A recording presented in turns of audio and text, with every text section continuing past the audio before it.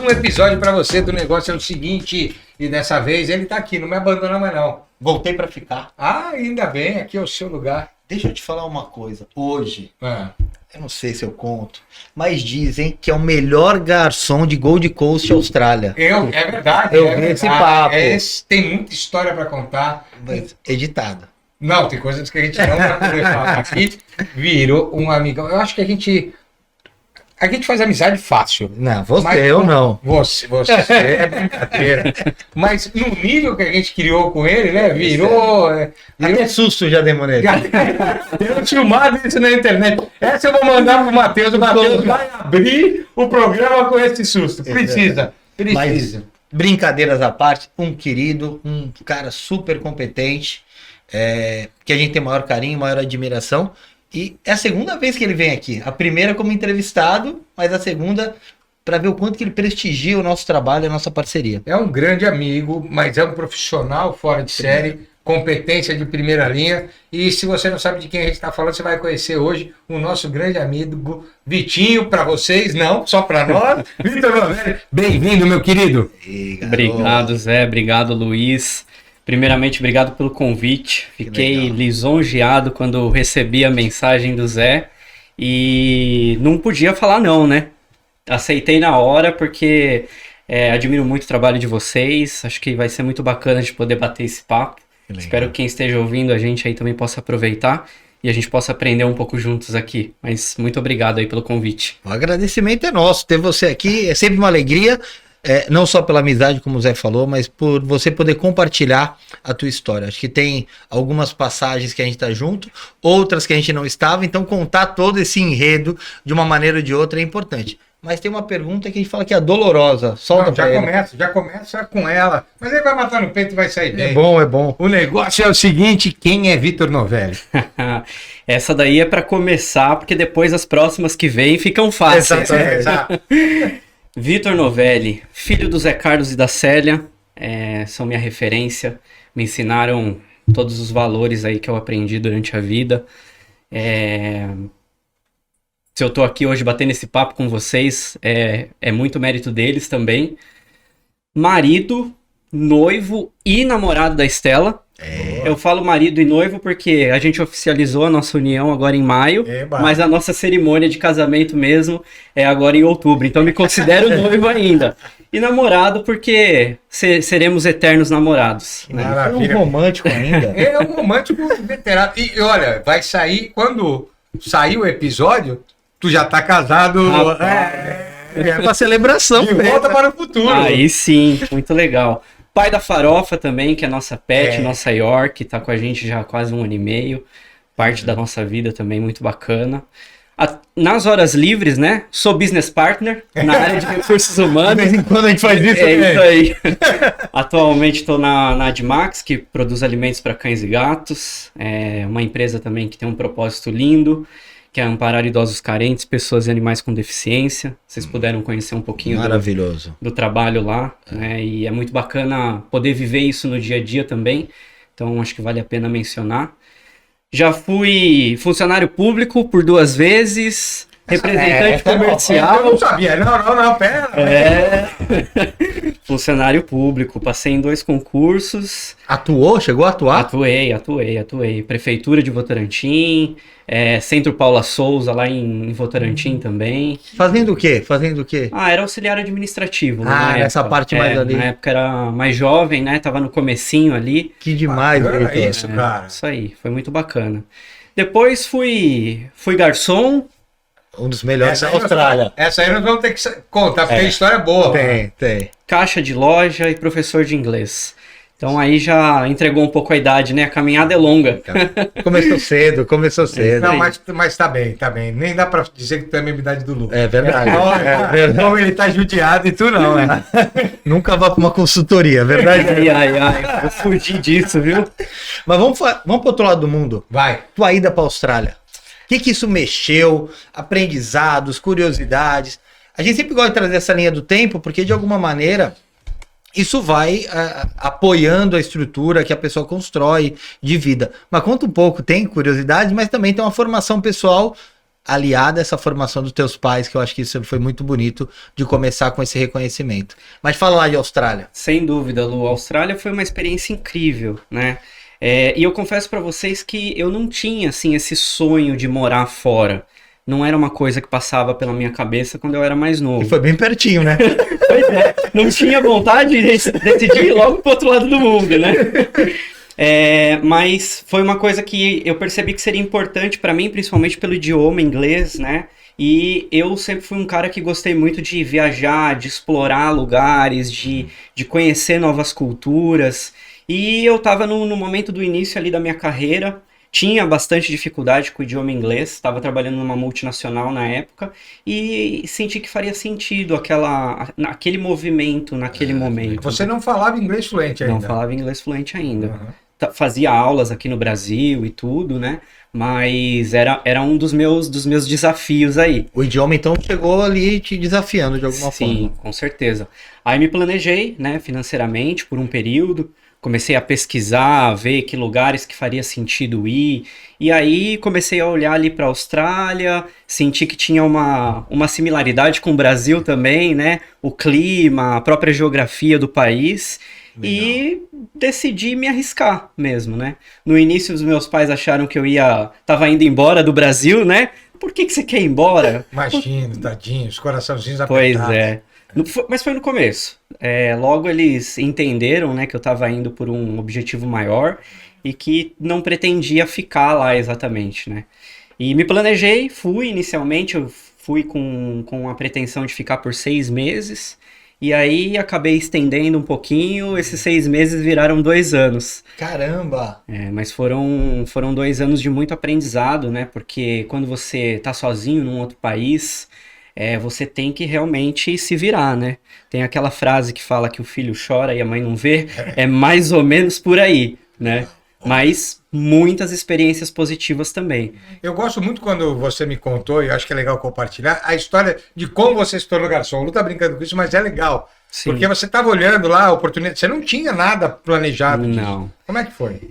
Na escola que eu estudava, que eu fui para estudar inglês, eu conheci algumas pessoas e tinha um brasileiro que trabalhava num restaurante lá.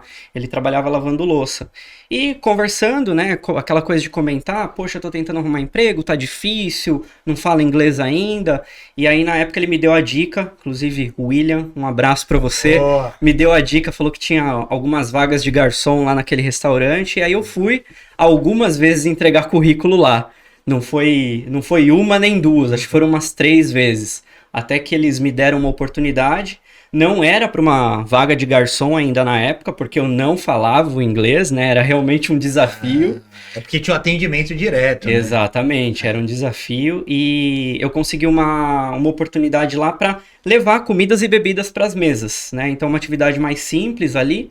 Comecei, peguei algumas horas e à medida que você vai se desenvolvendo, vai entendendo como que as coisas funcionam e o idioma também vai fluindo, aí eu fui me tornando ali um garçom e estava mais ali na frente do restaurante. Então foi uma oportunidade incrível. Então, assim, primeiro tempo aí, né? Importante na história, né? 3 vezes para conseguir o emprego, né? No mínimo 3 vezes foi lá, levou o currículo. Segundo, não era o emprego que você queria. Você entra como cumim, né? Que é quem arruma a mesa e tal, né? E olha, vou te falar uma coisa. No episódio anterior, o CEO da Vale, o Cristiano, também começou como garçom. Então, ó... Legal. Estamos no caminho, né? Estamos no caminho. Se essa for então você que tá vendo que não sabe o que fazer, procura um bar do lado da sua casa e a sua carreira vai decolar. Sucesso. Na verdade, o que dá por trás é essa coisa, né? Da resiliência, da escuta, do aprender, do ir atrás. Sim. É muito legal isso. Por isso que eu queria que você contasse. E essa coisa eu fico agora imaginando. Vamos tentar dar aquele pulo do profissional e as experiências pessoais, né? E hoje você trabalhando com RH, hoje não, né? Você já trabalhava, parou para viagem, voltou. Receber hoje um currículo não é da mesma forma, né? A empatia que isso te trouxe e tantas outras coisas, esse olhar multicultural, esses desafios que as pessoas passam. Como é que isso te influencia no trabalho hoje? Depois a gente volta para a linha do tempo, a gente vai nesse ping-pong. mas o quanto que isso te impactou positivamente para o teu trabalho hoje, que é desenvolvimento de pessoas, trabalho, manter a cultura da companhia. Sim. Você consegue fazer uma relação disso, Vitor? Sim, com certeza, Lu. Acho que quando a gente vive, né, essas experiências, que você realmente tá ali na linha de frente, e você consegue fazer uma leitura das pessoas também melhor, né? Principalmente quando você tá ali num atendimento com cliente, né? Tem uma coisa, por exemplo, que aconteceu nessa minha experiência que eu não costumo contar para muitas pessoas, mas eu também sofri preconceito lá fora, né? Por ser estrangeiro, tá num outro país, não falar muito bem essa língua. Então, essa experiência, né? Esse tipo de dificuldade que a gente De passa, rejeição, né? com certeza faz a gente ter um olhar diferente em tudo que a gente vai fazer, não só no profissional, hoje como RH, mas também como pessoa, né? Ter um olhar de mais empatia para aquelas pessoas que estão na nossa volta. Então, isso é fundamental. Muito legal, muito legal. Dali também você sai e tem uma experiência no Japão, né? Você contou essa para mim que eu gosto Comigo, também. né? Você foi encontrar uma pessoa daqui, encontrou lá no Japão. Na Conta verdade, isso da aí. Austrália, Zé. Ah, Essa foi uma experiência, assim, que eu falo que uma das melhores viagens que eu fiz na minha vida, né? Quando eu estava na Austrália, eu dividi quarto com um japonês, Masahiro, o nome dele. A gente dividiu o quarto lá por uns 10 meses aproximadamente e ficamos bem próximos, assim, de amigos mesmo, né? Sim. E é difícil você construir uma relação dessa com o japonês, porque eles são mais na deles, né? Tem uma cultura diferente, tipo né? Luiz, né? Tipo Luiz. Faz amizade difícil, Eu é tô bem me imaginando. difícil. Coitado, se fosse eu lá, né? Mas com certeza tem uma diferença muito importante. Sim, e quando na verdade ele estava voltando para o Japão, eu fiz uma brincadeira com ele, né, que depois se tornou verdade, mas eu falei para ele, olha, antes de voltar para o Brasil, eu vou visitar você no Japão. E ele meio desconfiadão, né, falou, acho que não é verdade, né, mas tá bom, me avisa. E quando eu estava voltando para o Brasil, né, no final dos 2 anos de intercâmbio, entrei em contato com ele e falei, massa, tô chegando aí. E aí foi muito legal, porque ele morava numa cidade no sul do Japão, chama Miyazaki. E ele fez questão de ir para Tóquio, que era onde eu ia, né, ali mais a parte central, né, onde o pessoal costuma ir. Fez questão de ir para lá, para me encontrar, me levar para os restaurantes, para conhecer os lugares, me levou para comprar um videogame. Então fez total diferença assim na minha viagem. E além dele, né, e que foi uma coisa também muito bacana, quando eu tava viajando conhecendo algumas outras cidades lá, postagem de Instagram, uma moça que eu tinha conhecido na Austrália também, japonesa, me mandou mensagem, você tá aqui em Kyoto? Eu falei, tô. Dela, eu moro em Nara, que era do lado. Também fez questão de almoçar comigo, me mostrar a cidade, e aí eu pude conhecer lugares ali que não são tão comuns para os turistas, né? Porque eu tava ali realmente com um nativo. Então é uma viagem que eu guardo realmente no coração, assim. Legal. Principalmente por conta dessa relação que eu construí com eles, foi muito A bacana. gente fala, né, o japonês é tão fechado, foi lá te encontrar, Pois é. ver, quero estar perto, né? É a construção da relação. É. E eu acho que isso você traz um pouco para o teu trabalho hoje, né? Tá misturando as duas coisas. Hoje você é um parceiro de negócios e precisa entender de tudo que está acontecendo ali no redor. Sim. Dentro da Dimax, uma empresa que a gente admira e tem a honra de trabalhar junto com vocês aí, vai fazer 3 anos. Uau, 3 anos. que legal. 3 anos. Já vai fazer 3 anos que a gente está trabalhando junto, isso é muito legal. Mas eu vejo que essa relação de criar vínculos, ela perpassa o teu lado pessoal. Porque você também tem essa estrutura dentro do profissional. Olhar, entender as pessoas, se aproximar. Você acha que essa é uma competência importante para ser desenvolvida dentro do mundo dos negócios? Sem dúvida. Esse relacionamento, né, e principalmente essa capacidade de transitar em diferentes áreas, com diferentes pessoas, isso traz realmente um diferencial para o profissional. Acho que não só um profissional de recursos humanos, né, um profissional de qualquer área, de qualquer esfera. É fundamental você entender a cultura, entender como que é o comportamento das pessoas que estão inseridas nessa cultura, para que você consiga transitar, articular e conseguir contribuir com os objetivos da organização. É fundamental. Eu tô lembrando dos nossos primeiros encontros, antes de Admax, né? Uhum. Que foi na multinacional que você mencionou. E eu fico pensando também, já entrando nessa questão de competências e habilidades, sair de uma multinacional que tem uma estrutura grandiosa e ir para uma empresa familiar que está numa crescente maravilhosa, assim, nossa, Evolução o não tempo tem todo. como mensurar a velocidade como a Admax cresce. Os desafios são muito diferentes ou são similares quando a gente fala de pessoas? Eu acho que o desafio de pessoas existem algumas similaridades, mas no contexto do negócio são desafios bem diferentes, né? A empresa familiar tem aquela questão de estar se estruturando, né? Quando você fala de uma multinacional, normalmente você já tem toda uma estrutura montada, procedimentos, diretrizes. Então os desafios eles são bem diferentes, mas quando a gente vai para o tema pessoas, os desafios são bem similares. Legal, que legal. Fiquei com essa questão na cabeça. Essa ação do parceiro de negócios passa muito por essa estruturação também. Não só deveria passar, porque poderia ser mais estratégico, mas no caso hoje você está passando por isso. Sim. Dentro de um processo de formação hoje, né, de formação profissional, de alguém que está chegando para trabalhar, imagina um menino que ainda não fez intercâmbio, que está lá. Quais são as dicas que você dá para ele começar no primeiro emprego? O que ele precisa fazer? Porque eu vou lá, me formo, não passei no programa de estágio, não passei no programa de treino, saí da faculdade e pintou uma vaga e a vaga eu fui aceito. Que dica você dá aí para quem está começando? Acho que a primeira coisa é manter a mente aberta, né? Não é porque não deu certo no estágio ou naquele programa de trainee, que é o sonho de todo mundo, né? Que significa que não vai dar certo a sua carreira. Então, a primeira coisa é manter a mente aberta, ter humildade e continuar acreditando. E eu acho que para quem está começando é fundamental ter curiosidade, né? De realmente de querer entender, de querer se aproximar das pessoas, de construir essa relação, de entender aonde que você pode fazer um pouco mais, né, daquilo que até você foi contratado para fazer. Eu acho que isso é um ponto fundamental para que possa dar aquele empurrão no início da carreira, né? Quando você fala disso, né, para mim me parece que você tem uma clareza de propósito muito grande. Sei que você e o Luiz comungam aí dessa estrutura do Purpose Mind Game, né? E você é um facilitador também dentro desse processo. Como é que você vê a importância da clareza de propósito para uma pessoa, seja aí no profissional, no pessoal, no empreendedorismo? Como é que vocês veem? Aí eu já jogo para os dois. Eu acho que é muito legal esse tema, porque o propósito talvez tenha ficado uma palavra meio surrada, né? Do ponto de vista de usado de maneiras tão deturpadas. Mas eu acho que trazer o propósito como encaminhamento. E o propósito ele não muda, né? O que pode mudar são as estratégias e os caminhos que a gente vai alcançando. E para você que está dentro de treinamento, parceiro de negócios, e aplicando treinamento, né, investindo em treinamento em diversos níveis hierárquicos, porque isso também muda muito. Claro.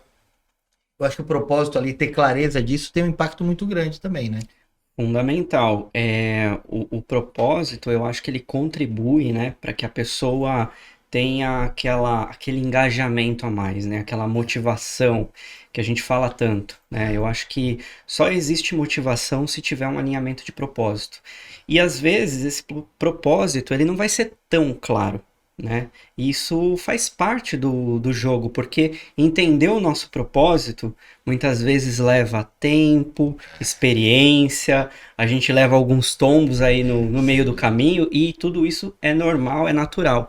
Mas quando você sente que você está conectado com aquilo que você está fazendo e que aquilo faz a diferença para você e para as pessoas que estão no teu entorno, com certeza isso tem uma diferença tremenda nas entregas que você vai fazer no dia a dia. E quando a gente está falando de companhia, né?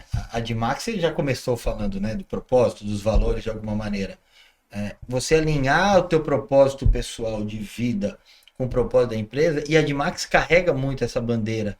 E quando eu falo bandeira, eu não falo só uma bandeira hasteada. Sim. Eu falo de uma verdade que acontece ali, né? Sim. Então, como é que você vê isso para a liderança? Como é que você vê essa história tão bonita construída da Admax? Reverbera para os líderes de uma maneira ou de outra, essa questão do propósito da companhia? Com toda certeza, Lu. Essa questão do propósito nas organizações, ela ela tem sido uma questão muito mais debatida ultimamente, né? Verdade. Tem muita empresa falando de propósito, várias organizações de vários níveis, né? E a gente percebe na Admax que essa questão do propósito, ela já está muito enraizada, né? A gente vê no dia a dia, a gente vê no Instituto Admax, a gente vê várias ações que a companhia faz, externa e internamente, que fazem com que as pessoas se conectem também com esse propósito da Admax. Então é uma conexão de propósito da pessoa com o que ela faz no dia a dia e desse dia a dia com o propósito da organização. Então isso faz uma diferença tremenda para o crescimento das pessoas e também da empresa. E é fundamental que a pessoa tenha clareza se o propósito dela pessoal está conectado com o propósito da empresa. Não tem problema nenhum se tiver, mas tenha clareza e consciência para tomar as decisões adequadas, né? Sim, com certeza. É só, vou até pedir, Matheus, depois você bota aqui o Purpose Mind Game para as pessoas olharem, Legal. porque os dois são facilitadores e eu entrei nesse papo porque eu sei que vocês vêm se dedicando a estudar esse tema e é um tema muito interessante e eu acho que é importante para as pessoas, que elas possam olhar, porque a gente fala muito de carreira profissional e fala pouco de propósito profissional, propósito de vida. Então é legal olhar aqui um trabalho muito sério, bem feito, que vocês fazem, que eu acho que é bacana. Um beijo para Jomara, para o Jean e para toda a turma aí que vem fazendo um trabalho muito sério sobre isso e é ludificado. Acho que isso é legal também de dizer. Exato, exato. Então eu trouxe esse papo porque a gente está caminhando já para o final, viu? Caramba! Eu falei pra Meu você. Deus! Vai passar muito rápido, Vitinho. Podemos ficar mais 1 hora aqui se vocês quiserem. Ótimo. Tem o terceiro tempo, mas é fora Boa. das câmeras. Exato, exato. Eu queria trazer um pouco dessa tua estrutura, assim, hoje de como alguém que está num cargo de liderança ali, você tem trabalhado muito com isso, né? Impacta na carreira de outras pessoas. Então a gente pensar quais são as competências de uma maneira mais estratégica e também pessoal, que você vê como fundamentais e que as empresas têm procurado hoje no mercado. Né? Quando você fala, pô, preciso de um líder assim, quais são as características que esse líder precisa ter? Essa é a pergunta do milhão, hein, Zé? Não estou dizendo que você vai achar. Quais são as características? Para não voltar o currículo que nem o teu voltou. Aí é sacanagem. Não, mas falando de competências, eu acho que existem várias competências que um líder pode ter para se destacar, para ter sucesso, para contribuir para os objetivos de uma organização. Mas o que eu vejo hoje no mercado, e até pelo dia a dia da empresa, é a capacidade de você aprender, desaprender e reaprender. Essa, sem dúvida, é a principal competência, não só para um líder, um gestor de pessoas, mas uma pessoa que queira se destacar, que queira impactar, que queira fazer a diferença no dia a dia de outras pessoas, no dia a dia do negócio dela, essa é a principal competência. Acho que... E tem muitos especialistas aí hoje em dia, né? Sim. Que estão trabalhando esse tema. Então, para o pessoal que está nos ouvindo aí, pesquisar um pouco essa questão, porque com certeza vai encontrar muito conteúdo bacana, muito material interessante para poder realmente entender como que é trabalhar essa soft skill, porque é o diferencial do momento.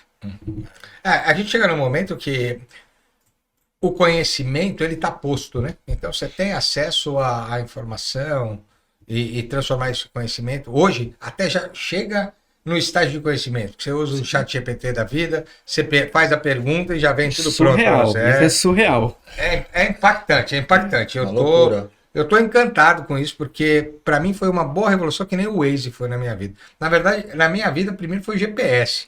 Foi a primeira grande revolução mesmo, porque a gente de Santos atendeu os clientes em São Paulo, saia daqui, tinha que olhar no mapa 4 rodas. Tá revelando sua idade aí também. Não, gente, primeiro ligava o afogador do carro para esquentar o motor a álcool. Nossa. Mas aí tem a primeira revolução. Isso impacta diretamente na produtividade, por conta do tempo que nos trazia. Mas ainda trazia a possibilidade de erro, né? Então eu tô falando, o Google ele é uma revolução no processo de quem trabalha com conhecimento. Mas o ChatGPT, ele vem numa outra velocidade, numa estrutura muito maior. E nós estamos falando aqui da importância, você trouxe isso muito bem, das soft skills dentro desse processo. E aí, para ir caminhando, que dica o Vitor daria para aquele menino que vai sair, ficar 2 anos fora? Assim, cara, toma cuidado com isso, presta atenção nisso. O que você falaria para você se você pudesse voltar lá antes da viagem? Essa é Tá, difícil, a primeira era difícil. Pois é, essa daí eu tô achando que tá no mesmo nível ou mais. Mas eu acho que a principal dica para quem vai fazer um intercâmbio, ou para quem tá começando a carreira, enfim, é você ter uma clareza de objetivo, né? Você saber o que você quer alcançar, porque se você souber aonde você quer chegar, o caminho você vai encontrar, porque a gente tem todas as ferramentas dentro da gente, né? O que a gente precisa às vezes é ter um pouco mais de clareza do onde nós queremos chegar com tudo aquilo, né? E o desenvolvimento ele vai acontecendo e faz parte do processo a gente viver isso realmente na prática, né? A gente que é de desenvolvimento, a gente fala muito isso, né? Desenvolvimento é mão na massa, é na prática que a gente realmente aprende, né? Muito mais do que na teoria. A teoria ajuda, mas a prática é o que realmente faz as coisas acontecerem. Que bonito. Eu aprendi uma coisa nesses últimos 2 episódios aqui. Quer ser CEO, tem que passar por ser garçom. Não, mas isso ficou evidente. Eu não sei, com tanta dor no ombro, eu acho que eu não chegaria a CEO, porque ia carregar a bandeja. Mas estamos acabando, né? Estamos na Que finalização. pena. Falei pra ti. Pena a gente tá acabando, mas uma alegria essa turma nossa aqui, poder te ouvir e te ver. Vitor, assim, pra gente é uma alegria ter você perto. Primeiro pela tua competência. Se hoje a gente entrou na Edmax, foi uma indicação sua. Então acho que os reconhecimentos profissionais são importantes. Acho que a maneira curiosa que você vê a vida. Acho que talvez você seja a pessoa que mais faz perguntas que eu conheço. Tudo. Por que você colocou aqui? Por que o jogo é assim? Por quê? E é uma realidade tua. Eu acho que quem lida com o humano, se não for curioso, no sentido de ter interesse genuíno no outro, a gente não vai crescer, não vai evoluir. E principalmente não vai ajudar o outro nesse processo. Então ter você aqui com a Estelinha que tá ali, esse momento tão bonito da vida de vocês. Obrigado por compartilhar conosco a sua história, a sua jornada. E obrigado por ser nosso parceiro aí nesse caminho tão legal. Obrigado.